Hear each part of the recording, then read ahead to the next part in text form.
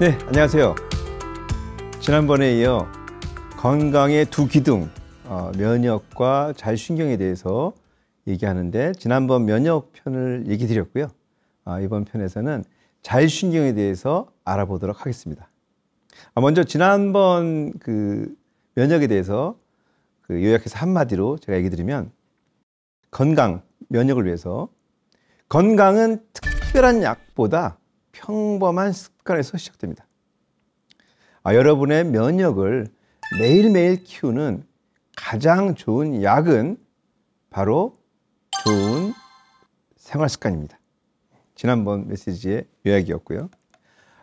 오늘은 우리 몸을 지키는 두 기둥 중에 면역에 이어서 자율신경, 숨은 지휘자 자율신경을 깨워라 라는 주제로 얘기 드리도록 하겠습니다. 저는 면역을 통해 암을 치료하는 김선만 원장입니다. 먼저 자율신경에 대해서 또 역시 많이 들어보셨을 겁니다. 그런데 자세히 설명하라 그러면 잘 못하실 수 있습니다. 이름 그대로입니다. 자율, 스스로.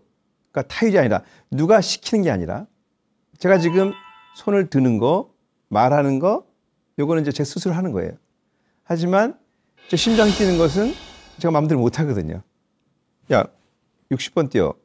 너무 빨리 늦게 뛰는데 100번 뛰어. 이게 안 되는 거거든요. 그러니까 스스로 알아서 하고 있어요.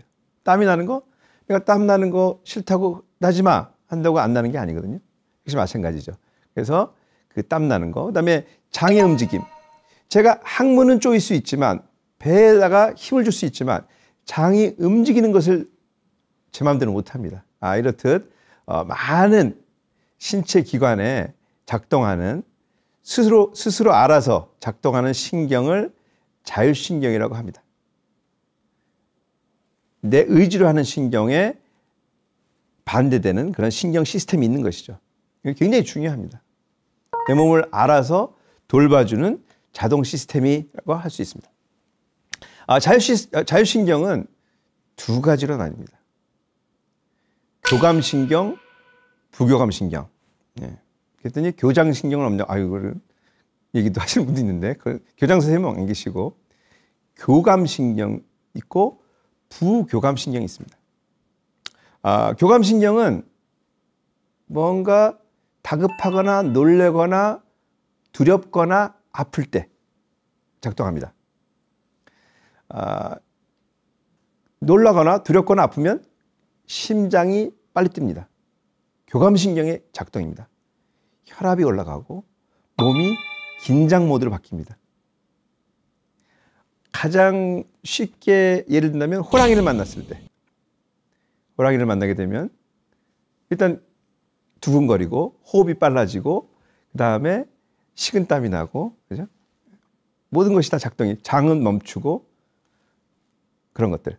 갑자기 두렵거나 무섭거나 아니면 아프거나 또는 스트레스를 많이 받을 때 교감신경이 활성화됩니다. 그랬을 때 작동하는 신경이고요. 부교감신경은 반대입니다. 편안할 때, 쉴 때 작동합니다.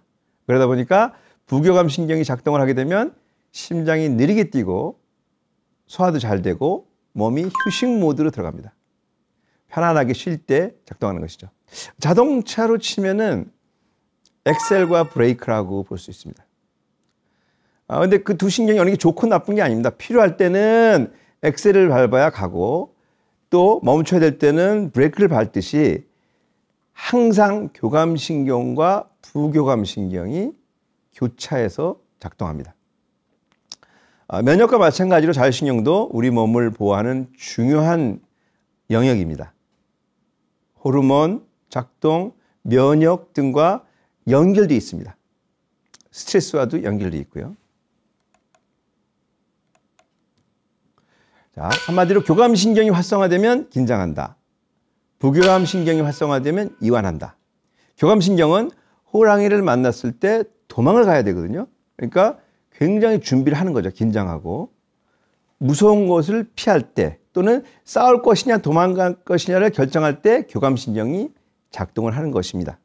그리고 그 상황이 해결이 되면 휴 하면서 부교감신경이 서서히 올라오죠.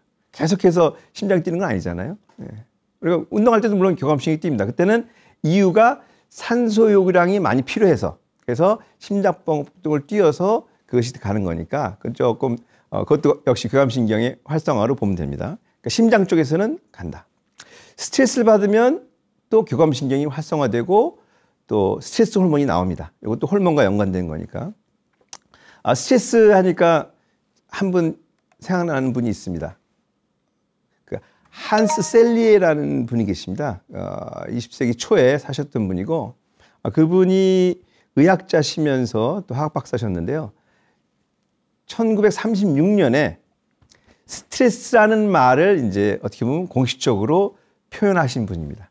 그전에는 스트레스가 뭔지 몰랐죠. 그냥 알아서 살던 시대였으니까. 근데 그때 스트레스, 작은 잘못된 실패했다고 생각했던 실험에서 이 스트레스라는 용어가 이제 나오게 되는데요. 이분이 이제 그 당시에 1930년대, 40년대는 호르몬에 대한 그런 그 연구들이 유행이었습니다.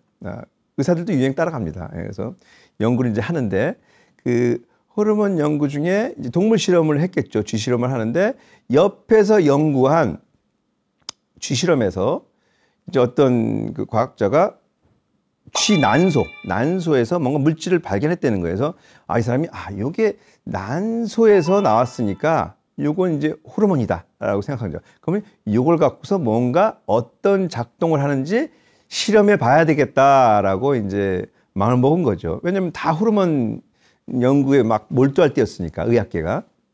그래서 이제 쥐한테 이 호르몬을 준 거예요. 이제 했는데, 그 주사를 맞았던 쥐들이 거의 다 똑같은 현상이 나타난 거예요. 하나는 부신이라는 부분이 커지고, 부신이 커지고, 그 다음에 면역계에 있는 비장이나 또는 임파선이 줄어들었어요. 그리고 위장에 궤양이 생긴 거예요. 세 가지 특징이 딱 나타난 거예요. 요거 호르몬 때문에 그런 거다라고 생각하고 또 연구를 시작해요. 어떤 연구를 시작했냐면 그 호르몬이라고 생각했던 추출물 준 쥐하고 그냥 맹물, 생리식염수를 준 거예요. 비교를 하려고. 정말로 이게 호르몬이라면 얘만 나타나거든요. 근데 참 영구적으로는 불행히도 어떤 주사를 줬든지 다 똑같은 현상이 나타난 거예요. 부신이 커지고 면역계인 비장과 임파선이 위축되고 위에 궤양이 생긴 겁니다. 그래서 사실 실패한 거죠. 그 물질이 궤양에 준 게 아니라 그냥 주사를 맞은 지는 다 그렇게 된 것이니까요.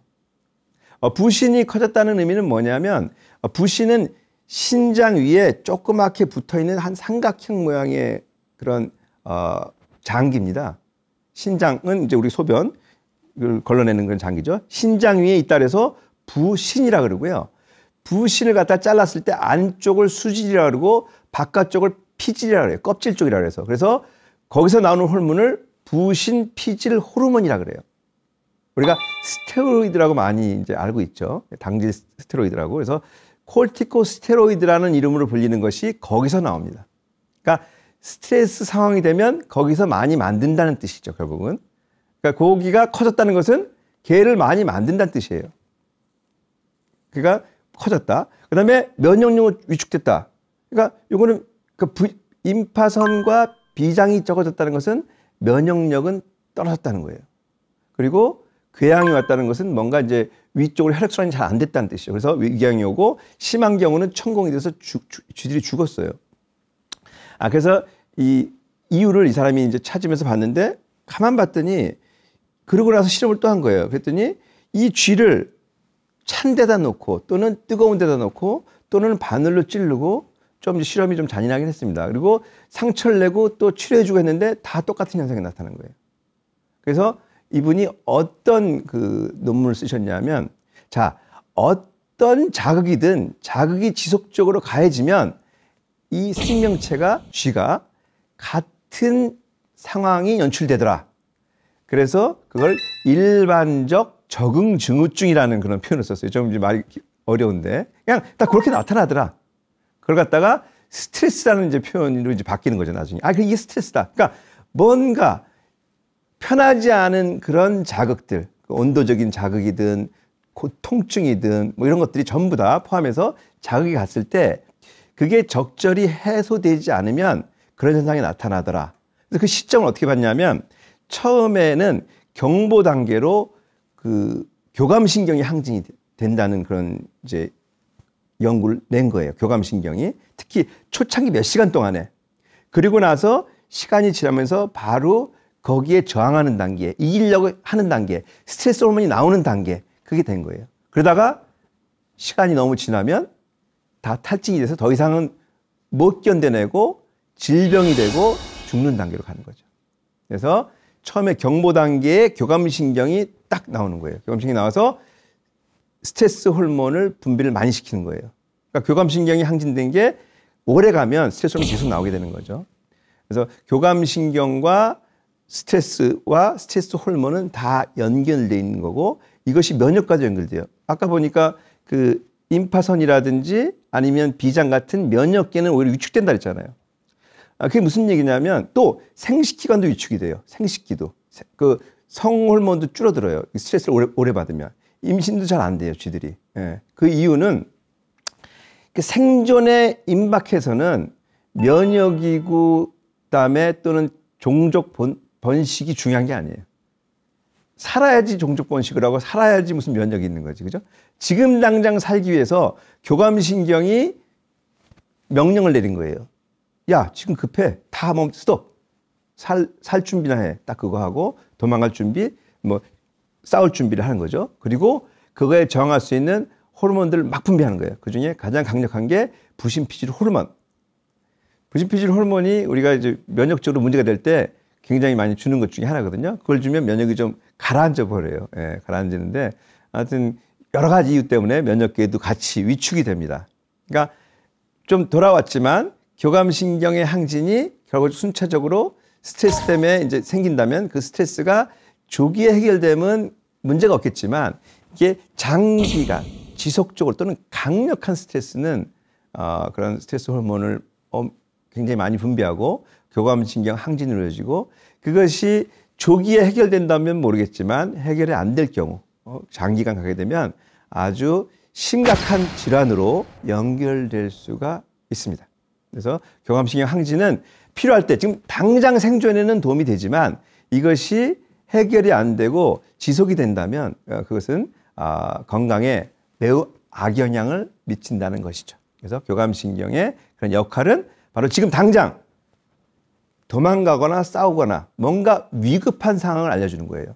그게 통증이든 더위든 추위든 뭐 수술이든 여기 제가 와서 강의하는 것도 스트레스예요, 사실은. 다 모든 게.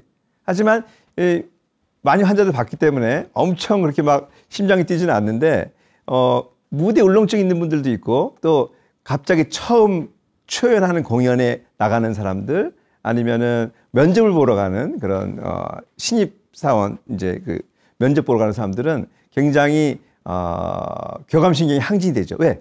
스트레스거든요, 그게. 스트레스. 그래서 그 스트레스가 해소돼야 되는데 그래서 그 스트레스를 이제 말이라는 말이 이제 그렇게 해서 이제 나온 거예요. 그분이 한스 셀리에라고 굉장히 제가 존경하는 또 의사 중에 한 분입니다. 제가 뵌 적은 없지만 되게 존경합니다. 지난번에 얘기했던 세멜바이스라는 그 의사 선생님도 제가 존경하고요. 그 다음에 요 한셀리 외국 의사 중에서는 존경합니다.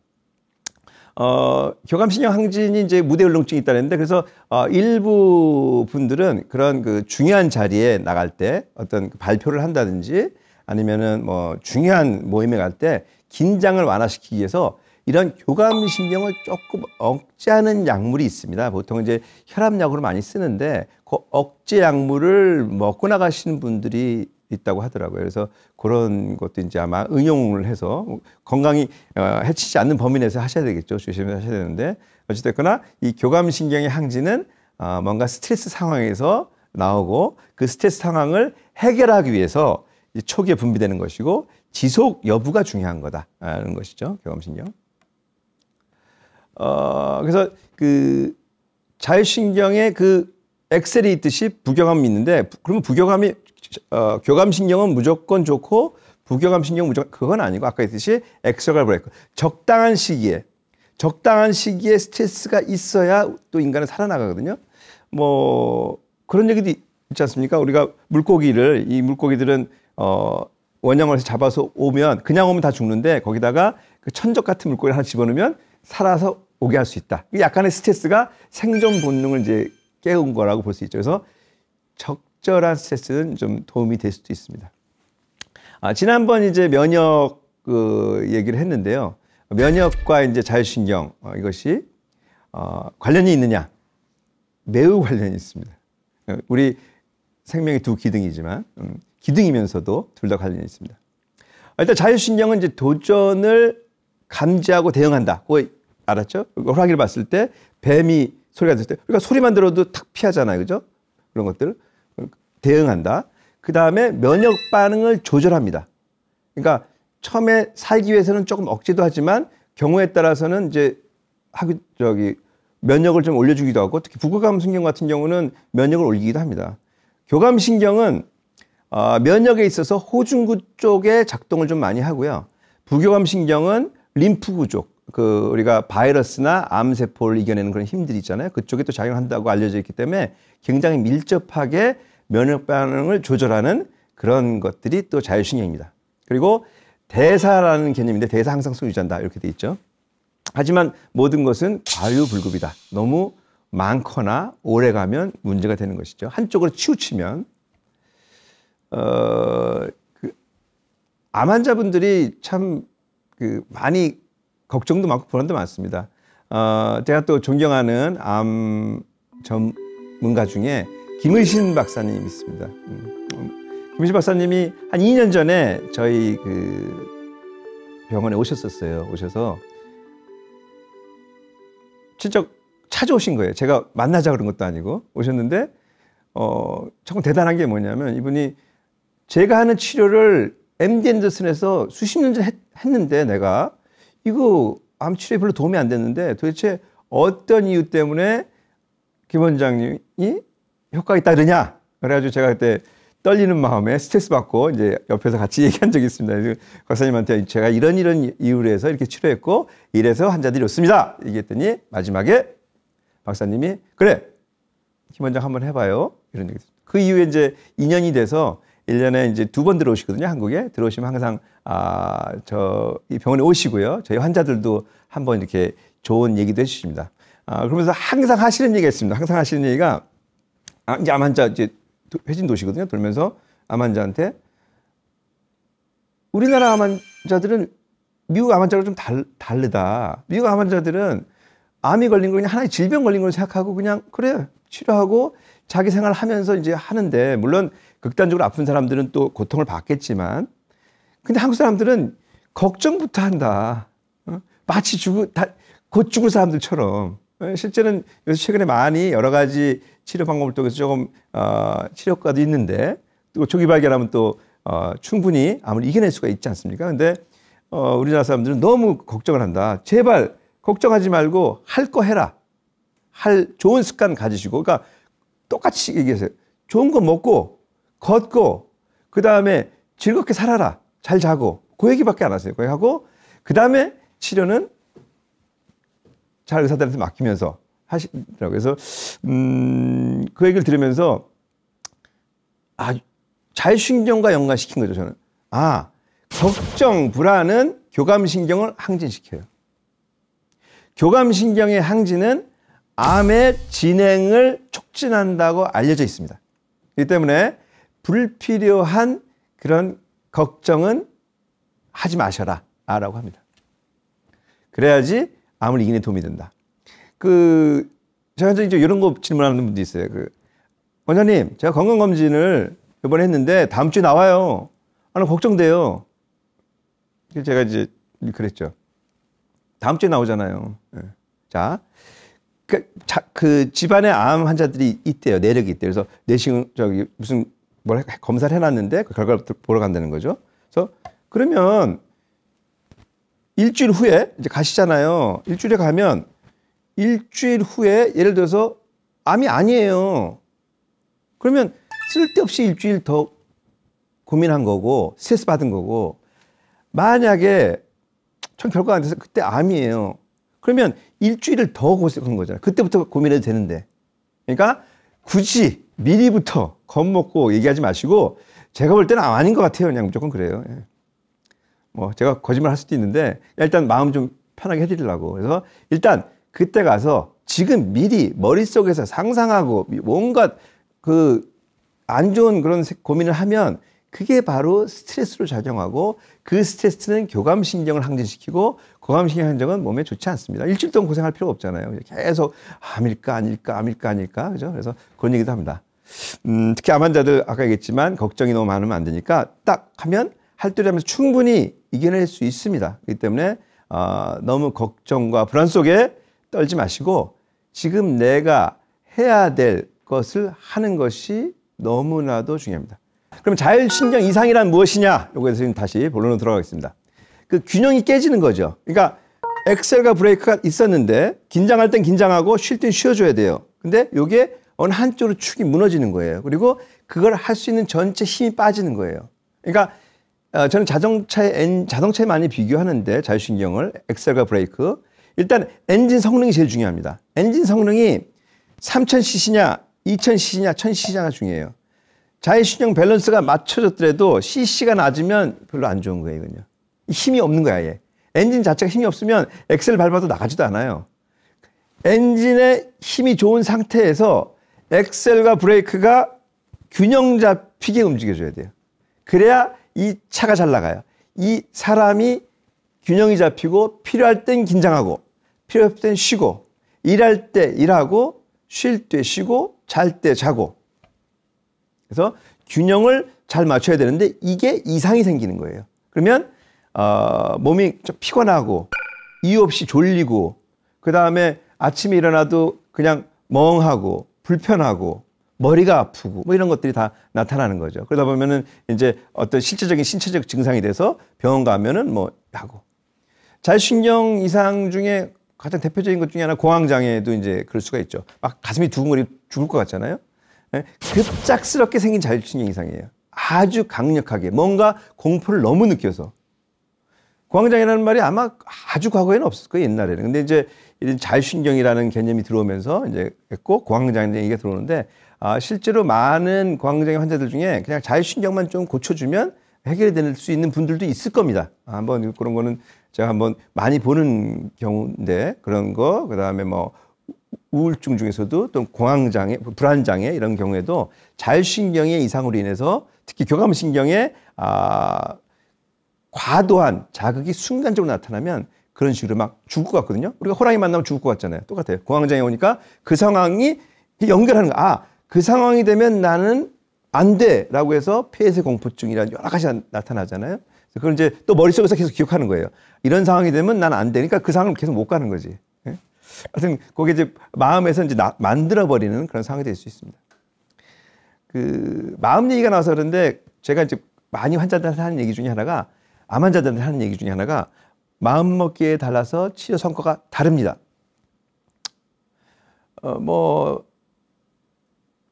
제일 많이 하는 얘기 중에 원효대사가 가시다가 공부하러 가시다가 배우러 가시다가 아마 그러셨죠? 가시다가 목이 말라서 물 먹었는데 시원하다 그랬잖아요. 그 다음에 깨시니 막 토하시고 막 그랬잖아요. 그죠? 그게 딱 하나예요. 내가 본 거야. 그거를 보고 내 머릿속에 상상하는 순간에 너무 편안했다가 완전히 그냥 토하고 거의 고통 속에 해골 본거 거의 떠먹었는데, 그죠? 그래서 그게 바로 마음이에요. 마음이 자율신경을 좌우지할 수 있어요. 통증도 좌우하고 하지만, 그래서 겁먹지 말고 담대하게 정신만 차리면 호랑이 굴에 들어가도 정신만 차리면 된다는 옛말이 있지 않습니까? 뭐 정신 못 차리겠죠. 호랑이 굴에 들어갔는데 뭐 정신 차릴 수 없으니까. 근데 어찌됐거나 그래도 그만큼 정신력이 중요하다는 아마 표현이었을 것 같습니다. 그렇다면은 자율신경 이상이 왜 생기나? 이 부분에 대해서 또 한번 얘기 드리도록 하겠습니다. 뭐 똑같죠. 스트레스나 걱정이 많을 때, 걱정? 아까 암 진단 받으면 걱정이 많죠, 당연히. 그리고 스트레스, 이거 굉장히 중요합니다. 그래서 주변에 스트레스가 적을 땐 괜찮지만 너무 스트레스가 많으면 그거를 적절하게 이제 해결하는 것이 반드시 필요합니다. 그리고 수면 부족, 당연히 자율신경 이상이 생깁니다. 과로, 당연히 생기고요. 식습관, 당연하고요. 영양 불균형, 당연합니다. 음식물만 갖고도 자율신경 이상이 생길 수가 있습니다. 그 외에 이제 질병인 경우에도 자율신경 이상이 생길 수 있습니다. 가장 대표적인 질병이 이제 당뇨병. 이제 오래되면 당뇨로 인해서 혈관, 미세혈관 이제 장애가 생기거든요.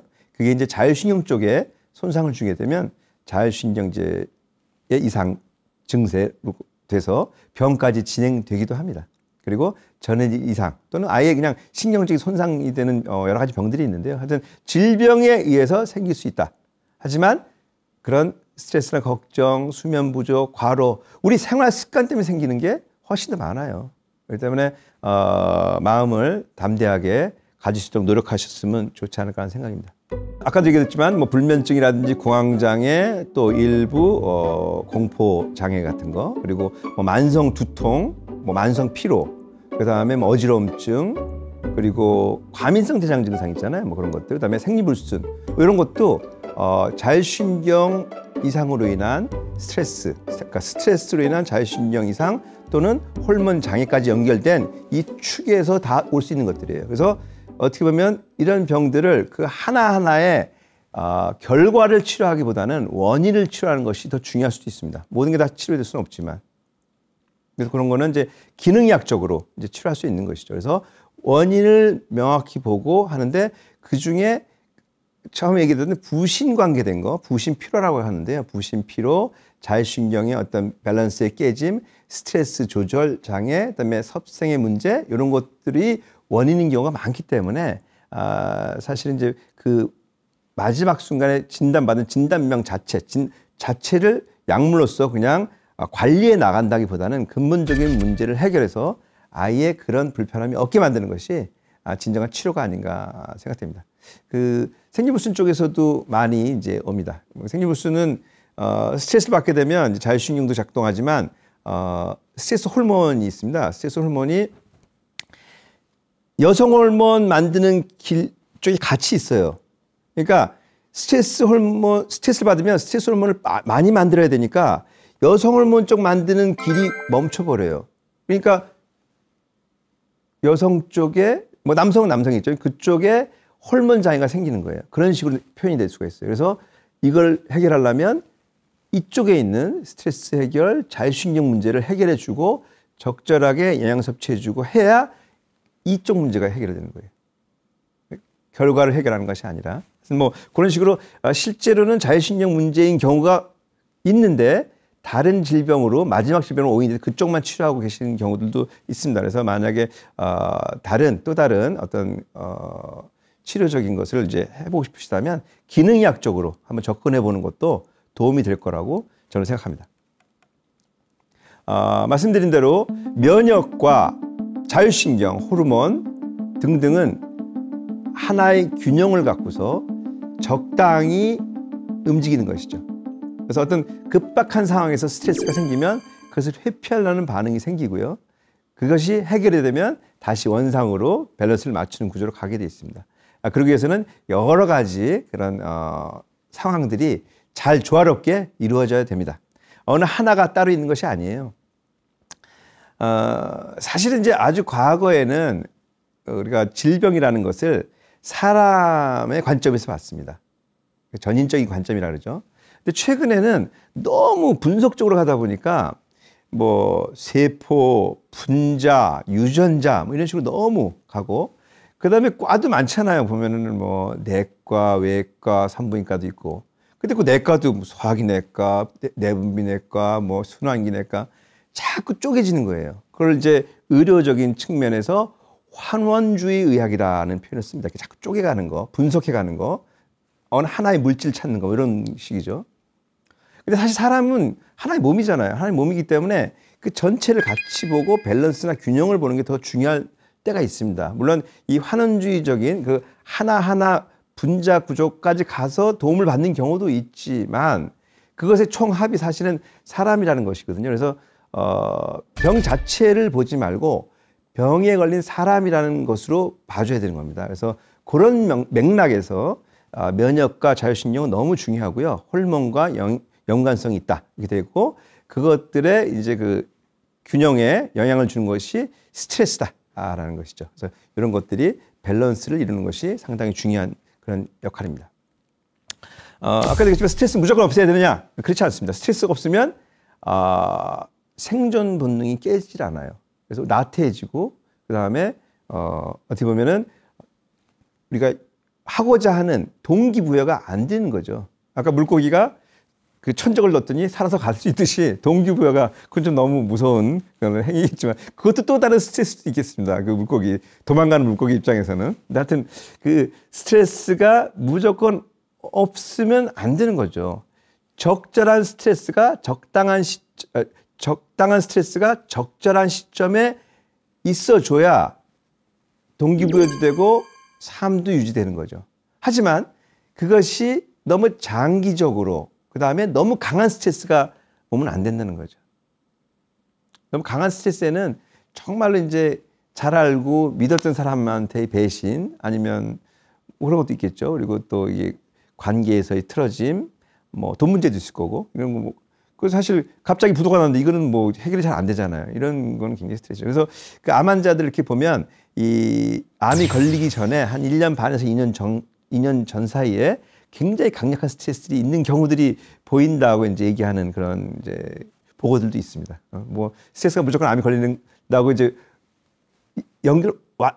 직접적인 연결을 줄 수 없지만 충분히 간접적인 영향을 줄 수 있다. 저는 스트레스 자체가 암을 진행시킨다고 생각하는 사람입니다. 그렇기 때문에 스트레스는 없어야 되지만 무조건 없어야 되나 하는 그 질문에서는 그 수용 가능한, 해결 가능한 스트레스는 적당히 있는 것이 도움이 된다. 이렇게 답을 드리도록 하겠습니다.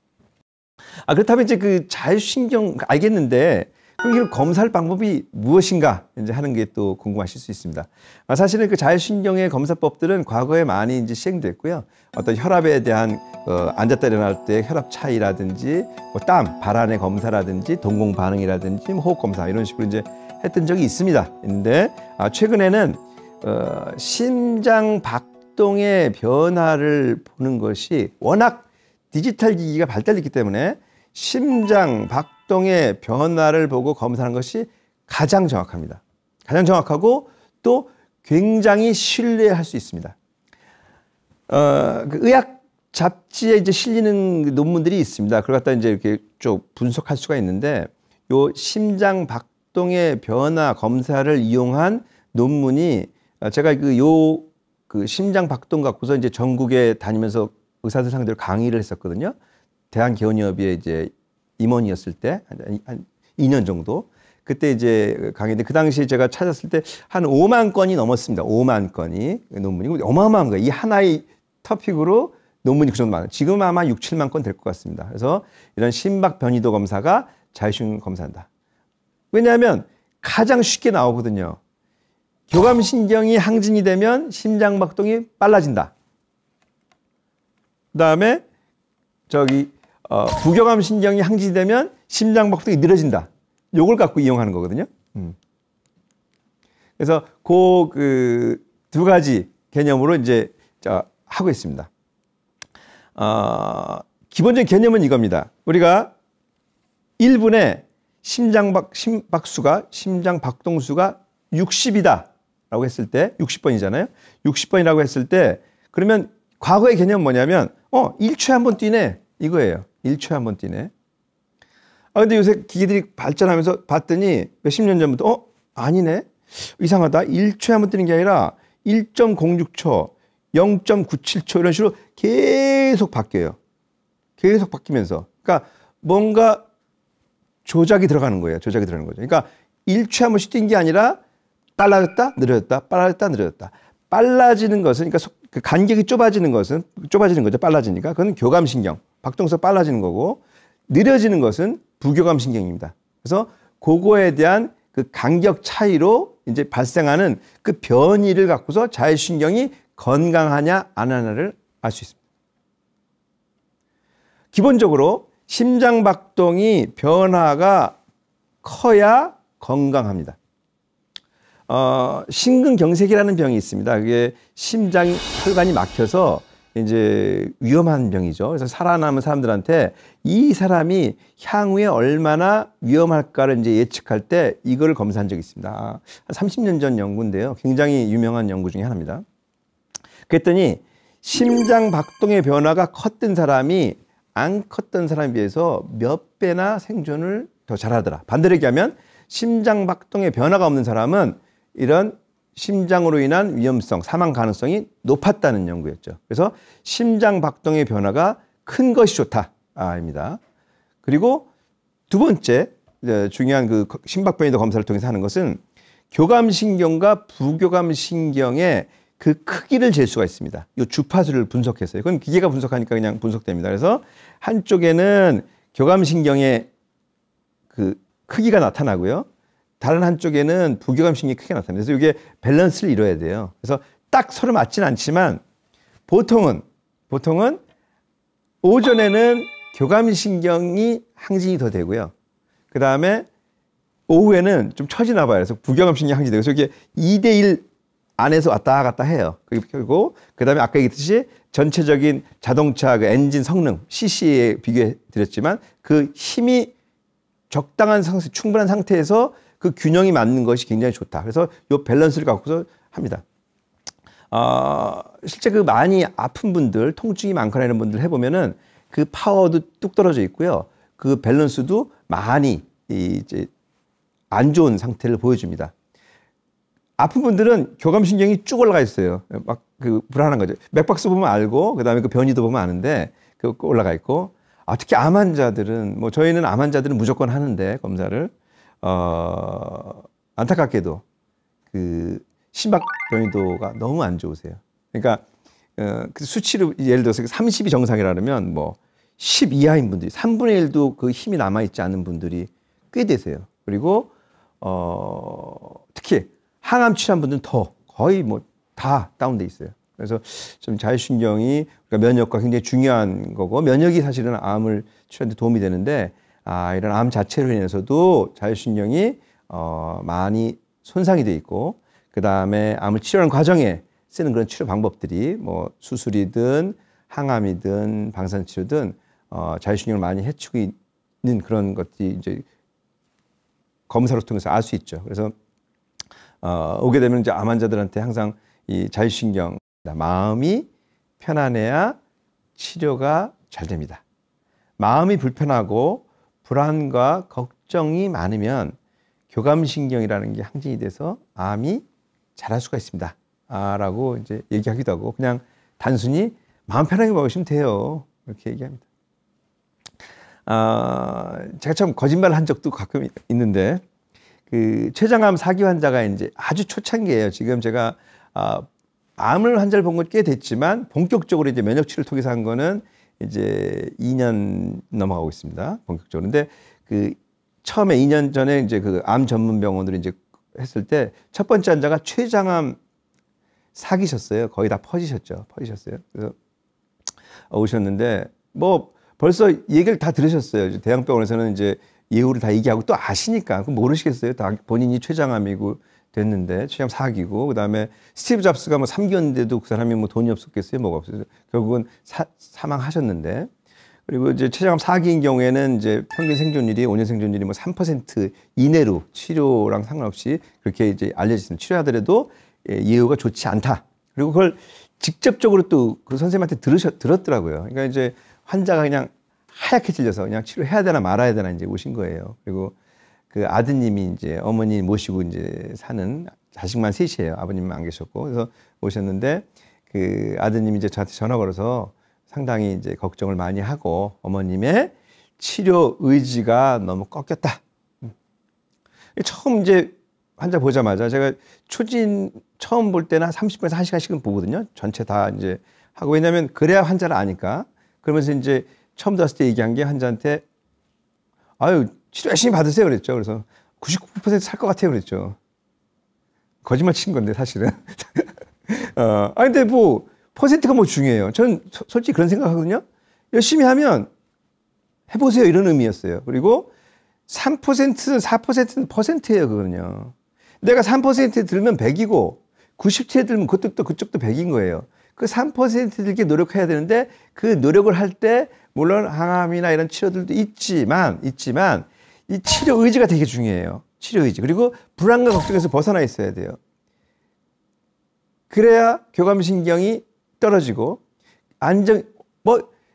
물론 다 찾아보셔서 아시겠지만 교감신경이 항진이 되면 아까 그 암의 진행과 또 전이에 영향을 준다고 제가 얘기 드렸잖아요. 그렇기 때문에 환자는 편안해야 돼요. 그래서 항상 오시면 제가 모든 사람한테 그렇게 얘기하죠. 그 당시에는 너무 그 아들이 좀 어렸는데 너무 걱정을 많이 해서 제가 좀 그때 본의 아니게 거짓말 했습니다. 이 자리를 빌어서 죄송하다고 얘기 드리고. 하여튼 그 자율신경의 밸런스, 특히 스트레스로 인한 자율신경의 밸런스는 너무도 중요하다.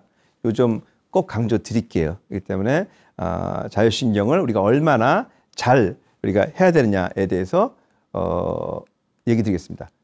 그래서 제가 한번 예를 갖고 왔어요. 저희가 검사한 건데 오른쪽에는 이제 건강한 분 보시면은 심박변이가 굉장히 크죠. 위쪽에 보이는 그 흐름, 선의 흐름이 변이도가 있다는 거고요. 있어야지 제가 건강하다 그랬고요. 그 다음에 왼쪽에 이제 동그라미 천원되어 있는 게 그 파워, 그러니까 엔진으로 치면 몇 cc냐, 3000cc냐, 2000cc냐. 왼쪽에 건강 상태분은 그 빨간색 아이바 안에 다 들어가 있죠. 그래서 정상적인 출력이 나오는 엔진을 갖고 계셨고요. 자율신경적으로도 안정적이었고, 오른쪽에 보면은 많이 떨어져 있잖아요. 그리고 좀 빨간색으로 보이는 것이 교감신경, 주파수를 통해서 교감신경을 대변하고 있고요. 파란색이 부교감신경입니다. 왼쪽에 계신 분은 비교적 밸런스가 맞고 있습니다. 근데 이제 오른쪽에 계신 분은 아마도 많이 그 스트레스를 많이 받으신 것 같습니다. 그래서 교감신경이 너무 항진돼 있습니다. 이런 경우에는 교감신경을 좀 떨어뜨려주는 치료를 하는 것이 필요합니다. 암 환자들도 이렇게 나옵니다. 이렇게 전체적으로 많이 엔진 출력도 떨어져 있고, 그 다음에 이분은 부교감신경이 너무 올라가 있죠. 자, 부교감신경이 무조건 좋은 것도 아닙니다. 이렇게 밸런스가 깨지는 것이 문제인 거죠. 이건 코로나 환자 때 이제 제가 치료해서 좋아졌던 케이스입니다. 스트레스와 자율신경과 암 서로 연관관계가 있을까요? 네. 사실은 직접적 연관관계를 알기는 어렵지만 아까 얘기된 대로 교감신경의 항진은, 특히 암 환자에서의 항진은 암의 진행과 전이를 촉진한다. 요거는 많은 학계에 알려져 있는 얘기입니다. 이 되게 유명한 논문인데요. 2024년 작년에 나왔네요. 란셋이라는 논문이 있습니다. 여기에서 그 최근 미국에서 태어난 사람들의 그 젊은 층에서 암 발생률이 증가하고 있다. 이런 얘기가 있습니다. 그래서 상당히 이제 우려되는 부분인데요. 오히려 노년층에서는 줄고 있는데, 그래서 요것도 어떻게 보면 최근에 그 우리가 사는 세상이 SNS나 또는 너무 많은 스트레스에 노출되는 환경이 아닌가. 그리고 음식의 문제, 또 그 스트레스가 효율적으로 해결이 안 되는 그런 상황들에 노출되면서 암으로 가는 그런 발생률이 더 늘지 않나 하는 그런 우려가 있습니다. 그래서 암 발생이 스트레스나 자율신경과는 어느 정도는 연관성이 있을 거라고 생각이 되고요. 그렇다면은 자율신경을 안정시키는 생활 습관은 뭐가 있을까? 이것도 또 되게 중요하잖아요. 우리가 면역을 유지시키고 올려주는 생활 습관, 제가 다섯 가지 얘기 드렸잖아요. 예. 근데 똑같습니다. 자율신경을 안정시키는 생활 습관도 결국 첫 번째가 음식이에요. 좋은 음식을 먹어야 돼요. 그리고 충분히 자야 돼요. 자율신경이 깨진 분들은 스마트폰도 굉장히 삼가하라 그래요, 제가. 자극을 적게 받아라. 그 다음에 불필요한 뉴스 듣지 말아라. 그리고 자연을 보태라. 특히 저녁 이후에 잠을 잘 주무시라고 꼭 얘기합니다. 햇빛을 보면서 가벼운 운동하는 건 당연히 필요하고요. 역시 마찬가지로 자율신경을 안정시키는 데는, 그리고 명상과 호흡법 역시 마찬가지입니다. 스트레스를 우리가 해소하고 면역력을 높이고 그 다음에 자율신경을 안정시켜서 질병의 발생 또는 질병의 악화로부터 막기 위해서는 이런 것이 반드시 필요하고요. 과로에서 생긴 과로가 원인이라고 생각된다면 휴식도 필요합니다. 그러니까 안식년도 있듯이, 그래서 계속 워라밸 없이 사는 것보다는 지속적으로 이렇게 쭉 일도 하지만 필요하다면 중간중간에 휴식을 취하는 게 중요하죠. 자야 될 때 자야 되고 일할 때 일하고 쉴 때 쉬고 좋은 거 먹고 운동 규칙적으로 하고, 이것이 바로 자율신경을 안정시키는 생활 습관이 됩니다. 마찬가지로 면역력을 유지하고 증진시키는 생활 습관입니다. 올바른 생활 습관만이 면역을 그리고 자율신경을 좋게 만들고 우리 몸의 건강 지킴이 두 가지지 않습니까? 두 가지가 됩니다. 이런 질문 또 가끔 하시더라고요. 원장님은 스트레스를 어떻게 관리하나요? 예. 스트레스를 받지 않고 주려고 노력합니다. 이렇게 얘기하면 또 안 되니까. 저는 이제 그 비슷하게 합니다. 그러니까 이렇게 하려고 노력을 하는데 안 되는 경우도 있지만 적절하게 적절한 음식을 먹고 적당히 먹으려고 하고 균형 있게 먹으려고 합니다. 이게 첫 번째고요. 그 다음에 밤 되면 자려고 하는데 요거는 잘 안 됩니다. 요거는 아무래도 암 환자들 계속 보다 보니까, 그래서 요거는 좀 안 되는 부분에 속하고 많이 걸으려고 합니다. 지난번에 얘기했듯이 생활에서 운동을 하려고 많이 노력하고요. 그 다음에 산에 과거엔 좋아했는데 요새 별 많이 못 갔습니다. 그래서 조금만 좀 되면 제가 건강해야지 또 우리 환자들 돌볼 수 있으니까, 그래서 좀 산이나 자연을 좀 벗하려고 하고 있습니다. 자, 건강하려면 적절하게 적당히 균형 잡히게 이 세 가지 화두가 가장 중요합니다. 이것을 꾸준히 할 때 면역과 자율신경도 우리를 배신하지 않고 우리를 돕고 건강하게 할 거라고 생각합니다. 네, 감사합니다.